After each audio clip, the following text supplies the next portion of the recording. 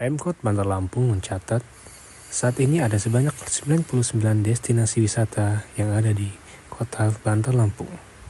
Hal itu disampaikan langsung oleh Kepala Dinas Pariwisata atau Dispar Pemkot Bandar Lampung, Ardiansyah, saat ditemui di ruangannya.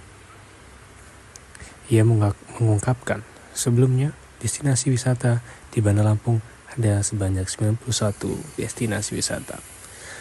Dan pada saat ini, destinasi wisata tersebut sudah bertambah menjadi 99 destinasi wisata.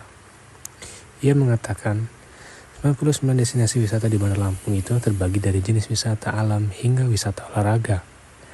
Dari jenis wisata tersebut, diketahui wisata alam merupakan destinasi wisata yang paling banyak ditemukan di Bandar Lampung. Rinciannya yaitu wisata alam sebanyak 24, wisata buatan 14, wisata budaya dan sejarah 18, kemudian ada wisata religi sebanyak 10, lalu wisata belanja dan mais masing-masing 9, wisata kuliner 2, dan wisata olahraga 5. Ardiansyah menjelaskan, Bandar Lampung memiliki topografi yang unik sehingga dapat menopang daya tarik wisata di kota setempat. Bandar Lampung dianugerahkan oleh topografi yang mendukung sebab adanya lautan, daratan, pegunungan, dan perbukitan. Di Bandar Lampung, masyarakat bisa melihat laut dan kota. Bahkan dari perkotaan, masyarakat bisa melihat laut dari dataran tingginya. Selain itu, Bandar Lampung juga didukung oleh akomodasi yang sudah representatif yang ada di kota setempat. Dari hotel bintang 5 sampai bintang yang biasa saja, Bandar Lampung mempunyai itu semua.